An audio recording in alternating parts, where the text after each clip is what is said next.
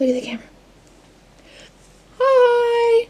It's me and Poto here. Hi! Hello! Let's try it again. One more time, okay?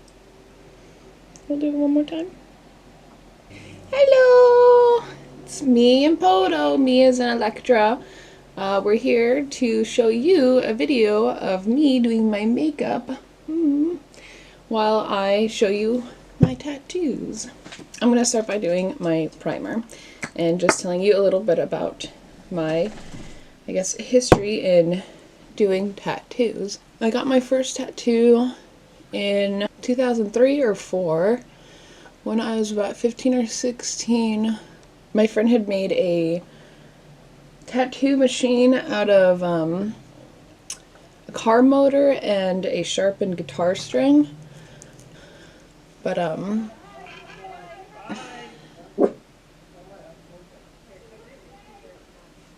gonna wait for these people to stop talking.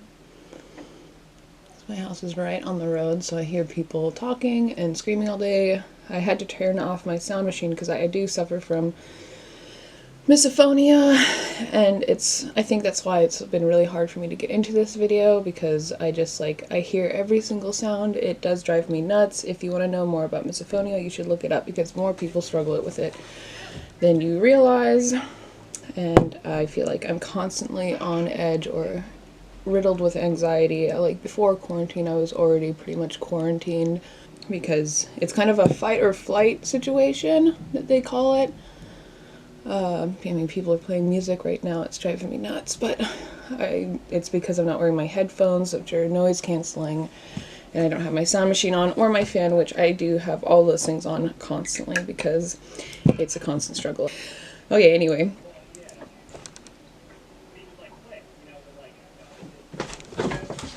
And I might be putting on like way too much foundation just because my anxiety is heightened and I'm trying to like speak over them. They're so aggravating. But anyway, I'm gonna try to focus. Tattoos. My tattoo, it was a little star and he fucked up. It was like this friend, we used to all just like in high school just get stoned and watch Rob Zombie music videos. It was just a really bad tattoo, so I had to go over it with stick and poke later on when I learned how to do that, right after high school.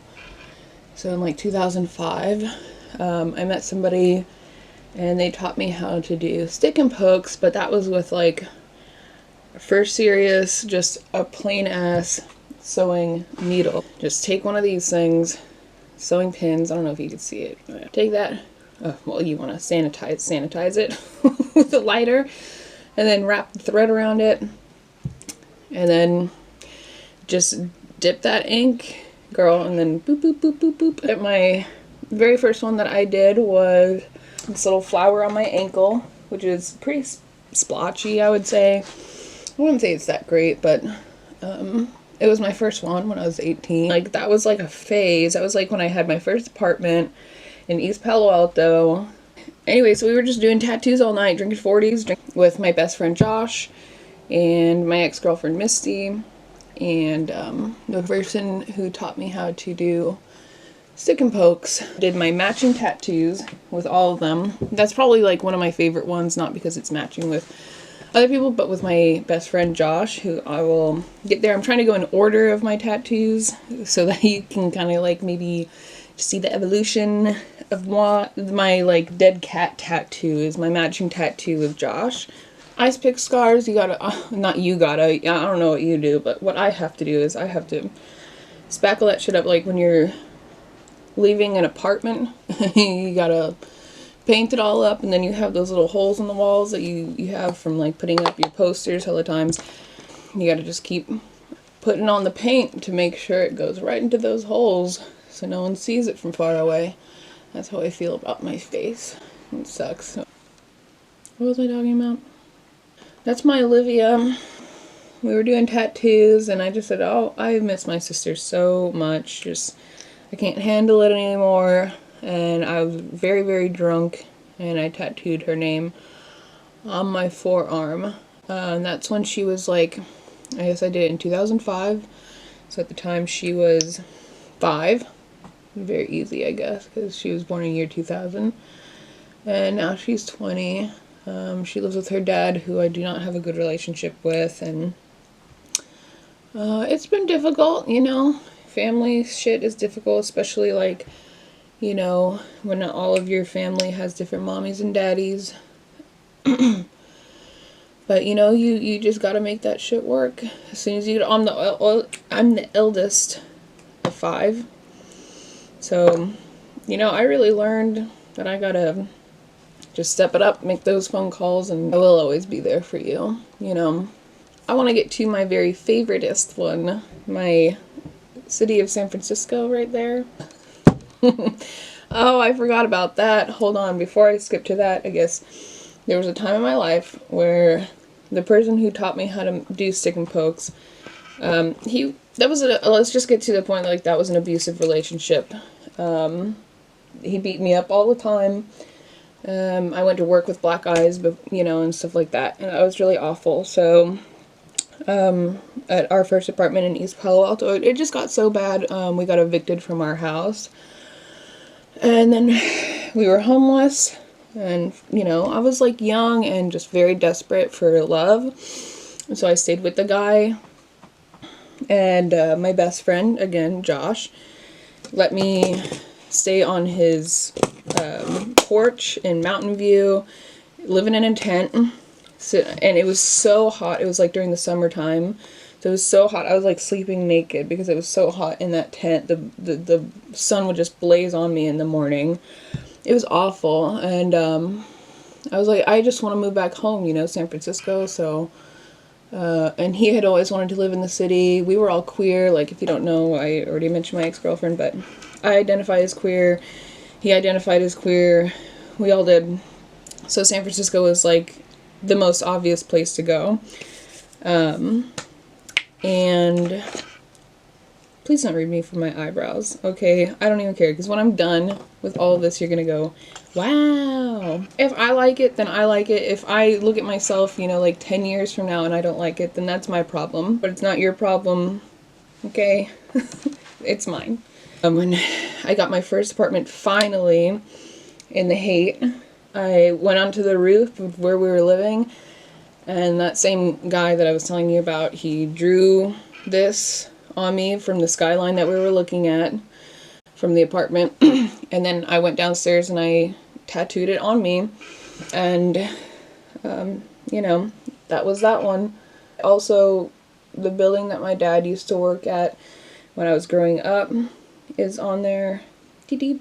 That one right there. I have one on the back of my neck. That was just like for fun. And that was another stick and poke. That's also what I forgot to mention. When I was staying on Josh's porch, I used to do stick and pokes at Lytton Plaza for, like, beer and weed and, like, loose change, basically. And if you've ever seen that movie, King of Staten Island, I feel red.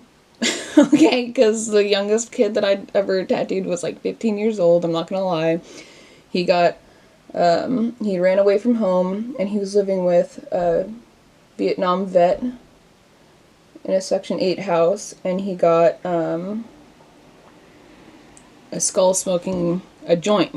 You know, like, it was, I was only 3 years older than him if you think about it. Like, now he's 30, okay? Leave me alone. My friend, who I was in a Blink-182 cover band with, I did Live Fast, Die Young with a skull on his arm. That one was funny because he kept on getting up, he couldn't handle it. I did some roses, I did all kinds of stuff, you know? It was pretty fun, actually. And it was just a different time in my life, you know? I'm grown now. I do have a Blink-182 tattoo. I watch MTV, TRL, all that crap. And so, you know, they weren't playing, like, Bikini Kill on there. And, my first introduction to, like, punk rock was Blink-182, and I saw them in 1999, and I was like, wow, this is what I want to be a part of. It was just so cool. And so I have 182, the heart on my foot, because that's, like, I would say my footing, my beginning, you know. And then on the other foot I have, like, a little music sign, just because I tattooed a bag of cocaine on somebody's ass once. I didn't have that on a flash sheet or anything like that either. Right now I have hella lights on me and I just feel greasy as shit and ugly. Haven't figured it out yet. Hella bae. And I love surf, I love punk rock, I love hardcore, I love all those things. So Dead Kennedys is just, it speaks to me.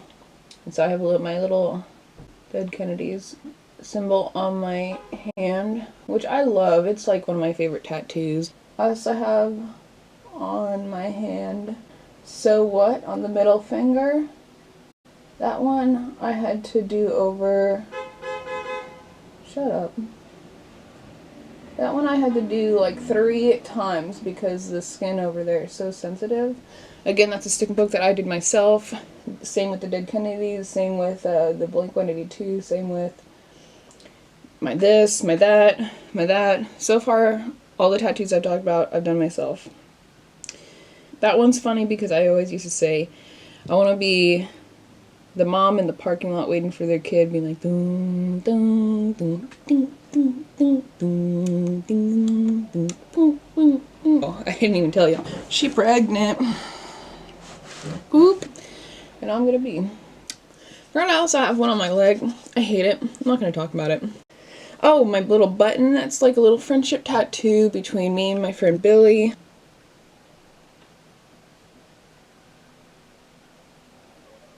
Misophonia. Let's just look at them. Oh, my cat. This is supposed to be my cat Chandler. My husband did it. It was supposed to be her like coming out of a trash can. And my husband, this is, I mean, like, I broke up with that really awful guy.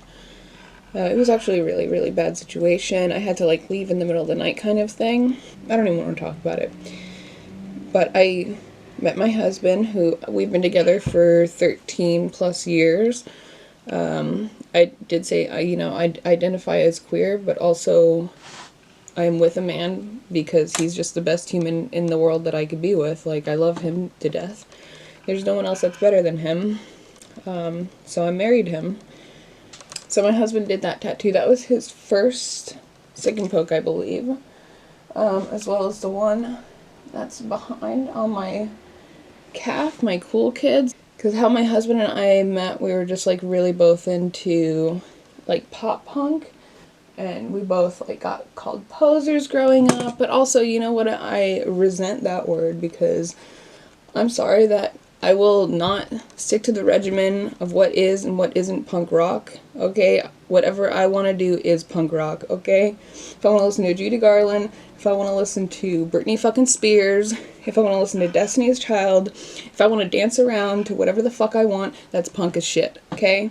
You doing whatever is told to you is not punk as shit, okay? And it's the same thing. So we met, we were both listening to Eminem's by Blink-182, like, just having a good time. That song always reminds me of him because I used to just get so much shit for all that, and I used to hide myself, and you know, he made me feel free.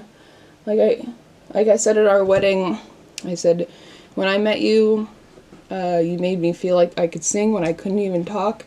You made me dance when I felt like I couldn't walk, you know, and it still runs true.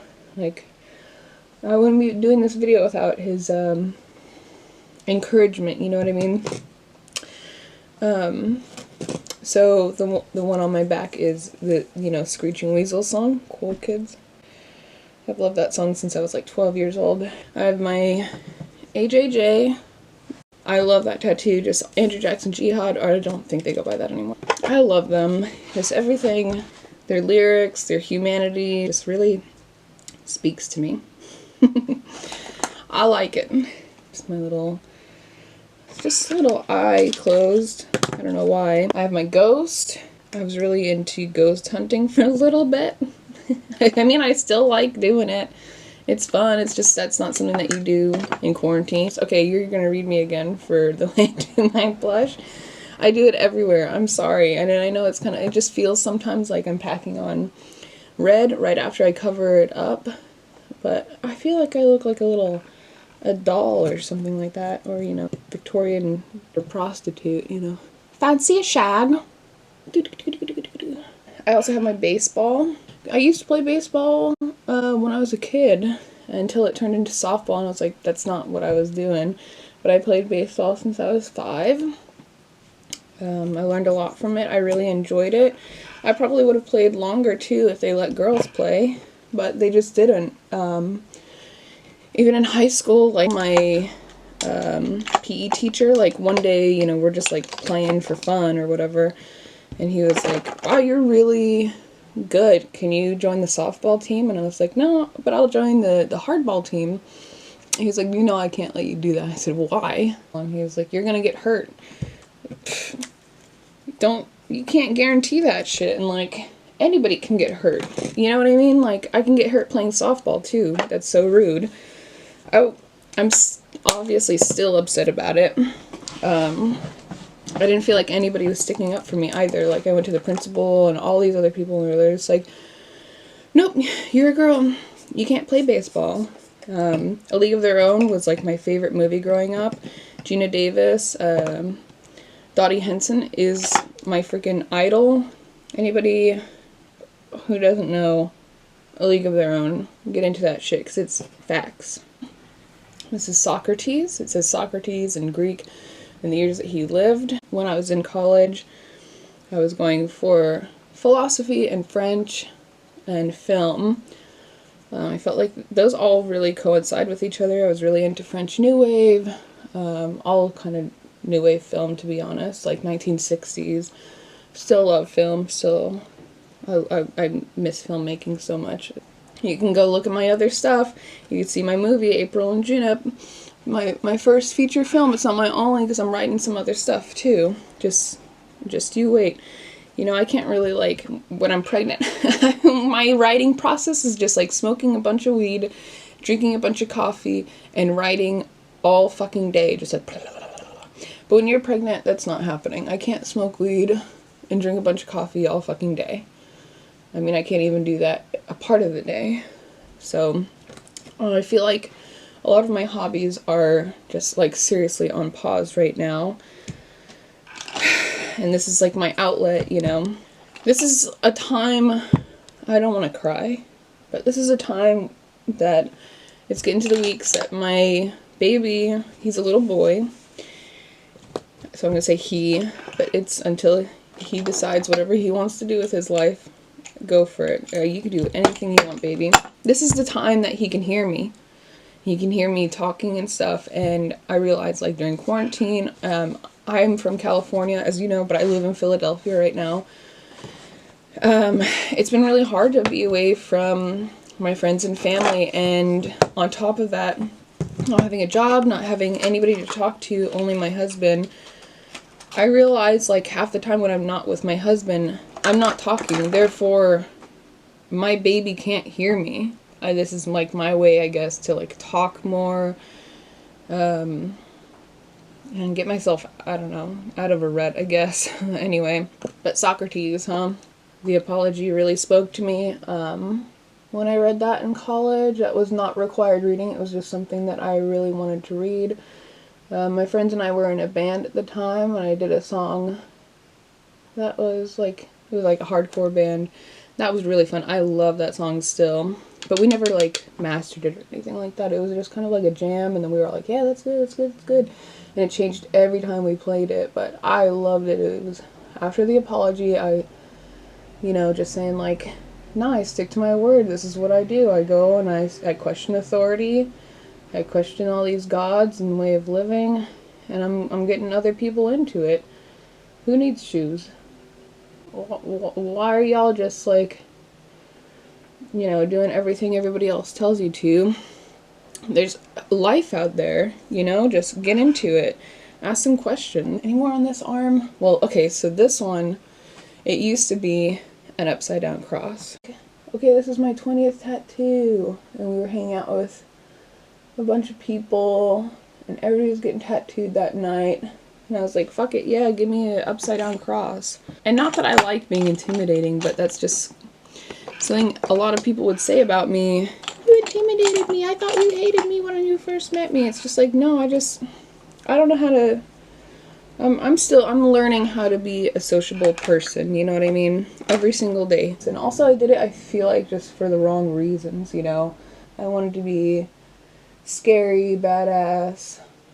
Also, I didn't quite know who I was. I was just drinking 40s all the time. I was I mean, like, I've struggled with depression my entire life. I still am.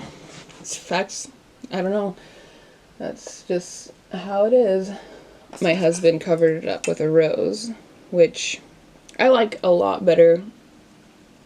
I love the rose also because he was like, you know, it's like you had your sticks, those sticks that hold up the rose, and now you've grown. And I do feel that way. I feel grown. Oh, I didn't even talk about the ones on my legs. Oh mon dieu. I have Paris. Paris is when I moved to Paris and I was in line to see Neutral Milk Hotel, and I met somebody in the line. I had too much rum, like physically too much in a bottle, and I needed to share it with somebody before we went inside, and I just said to the first person in front of me, parlez-vous anglais? And they're like, yeah. You want to share this rum with me?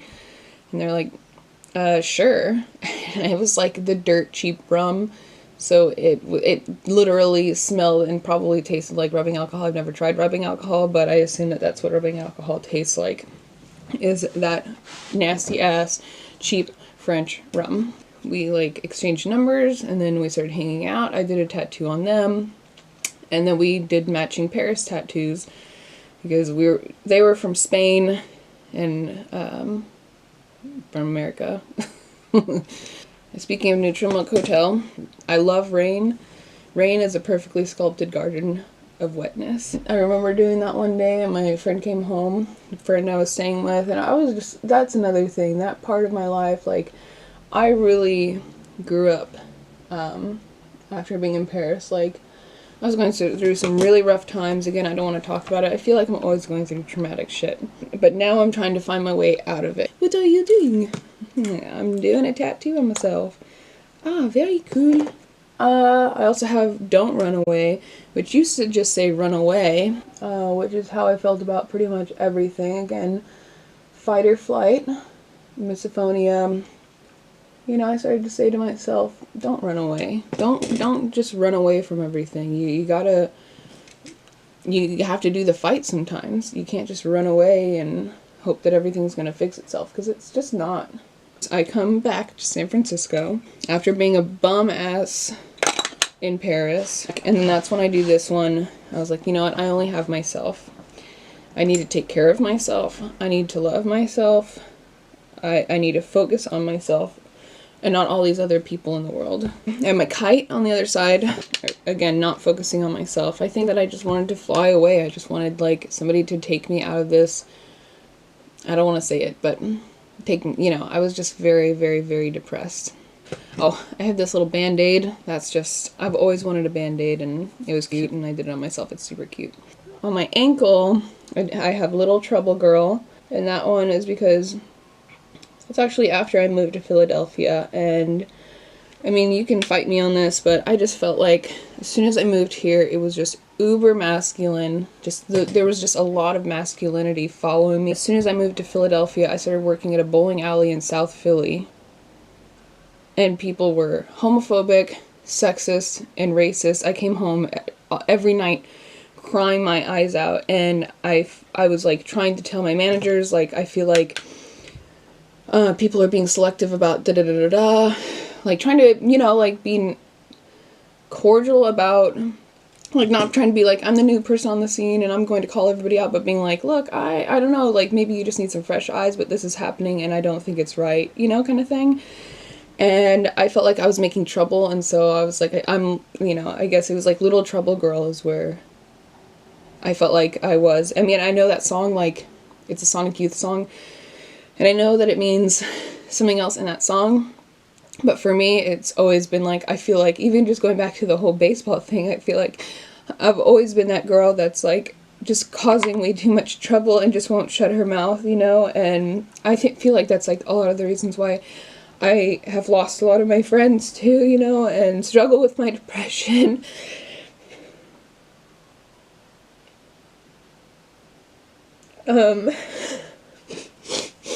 And so that's where that one comes from. Just a little trouble girl. It's who I am. I did not stay at that job very long, if you're wondering. No, that was actually the worst job I've ever had. Don't ever go there. Boycott that place. If anything, when I drive by during the pandemic, I'm happy to see them closed. It's like, I know that's hella rude, but that was bad. That was a bad place. God, I guess while I'm crying, you know, my best friend Josh, who I talked about, like, over and over again already to you guys, he had gotten sick, and I didn't know really exactly how sick he was. I quit my Facebook because it was just like too much, and then I think he thought that I deleted him. His husband thought I deleted them, both of them, I mean, and I had been trying to get a hold of everybody. I had the wrong numbers and everything like that, and Josh wasn't answering his phone because I didn't realize how sick he was. And the day that I was supposed to go, when I finally found out where he was, I found out, you know, I was like, I had a time and a date that I was supposed to go see him, and that's when he died. And it's just like one of the worst days of my life. I mean, if not the worst day of my life. I think about it and him every day, like more times a day than anything. I mean, he was my best friend, and so I have Josh on my arm. Oh God, so, like, it was like early 2000s, before any other, you know, like, kids were like getting on MySpace. And I mean, he was one of those kids getting on MySpace with his makeup and stuff. You know, we would walk down the street and people would, you know, like, call him, throw slurs at him, ask him if he was a drag queen all the time. He was like, no, I just, you know. And it really upset me too, because there were multiple Joshes, and people would always call him Gay Josh, and I knew he hated that. He was like, I'm just Josh, you know. I don't know why I'm like saying all that, but I miss him. If you look, you can actually find videos of me and Josh dancing on my page if you want to Beyonce and Britney Spears and stuff like that. You know, we used to do that just, you know, for shits and giggles. Oh, I have this little heart on the back of my arm, mostly because all of my tattoos have been black and white or black ink.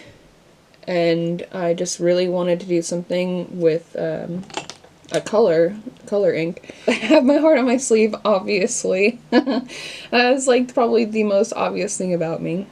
And that's why I think it's so funny that people think I'm intimidating, because I'm the biggest softie in the world. I'm a typical Cancer.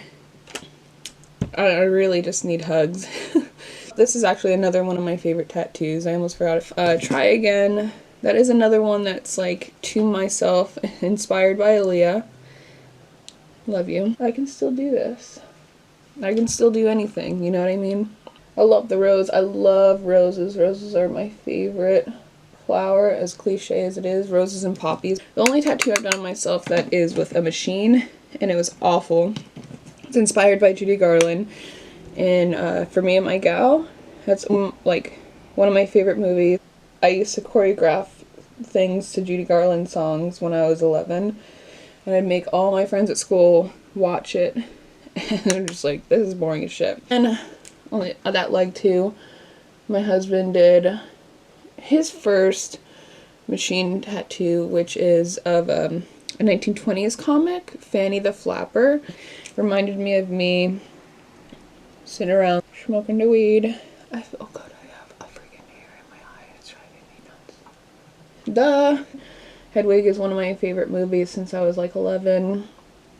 I'm telling you, I've always been a drag queen. Like, out of all the queens, like, she's the one that really spoke to me the most. But, like, you know, just people like to come off as flawless, and she had a lot of flaws, and she had a lot of traumatic things that happened to her, and I love punk rock. Just the whole story just really spoke to me when I was a kid. I remember the first time I saw it, I was just like, wow.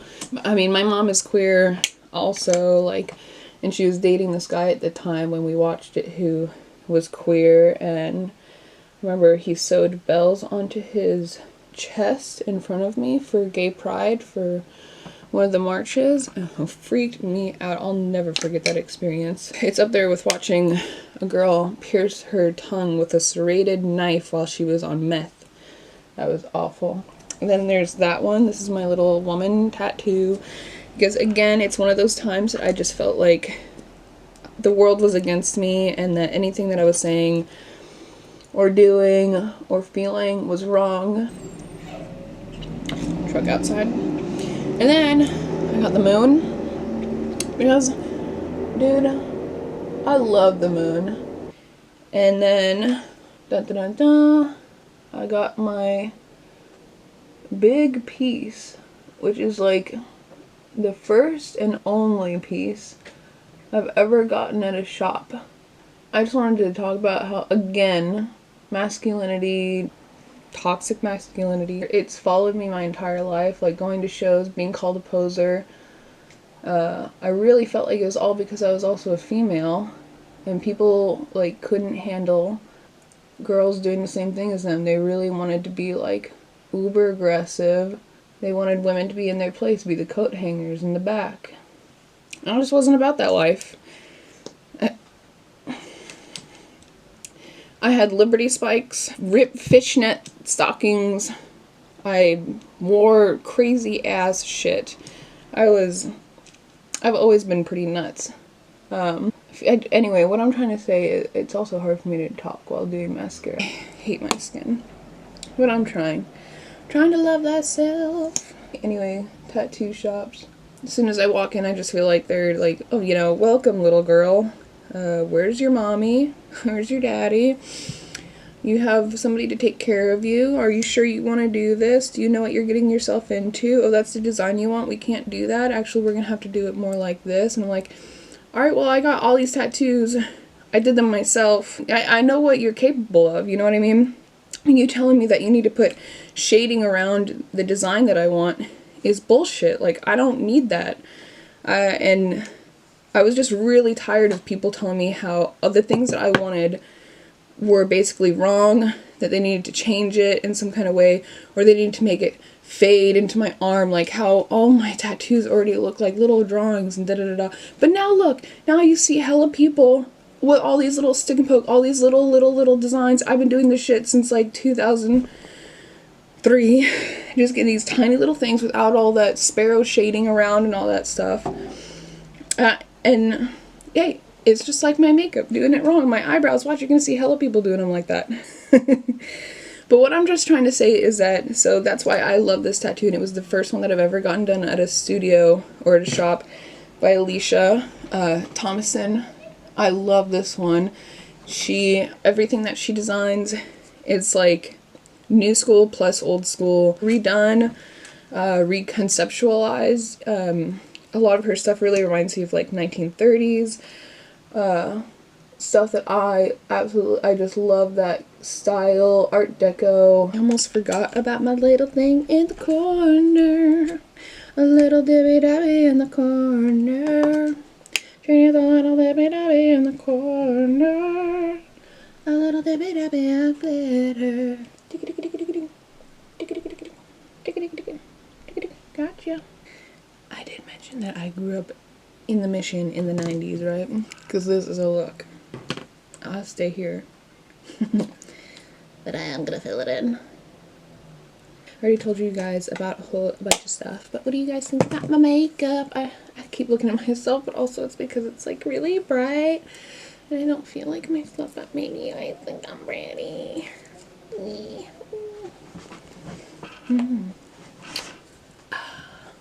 I look like Beyonce? I want to. I got my Ivy Park. Anyway, thanks for watching, and I hope you enjoyed my little video and getting to know me a little bit more. Boom, boom, boom. Bye.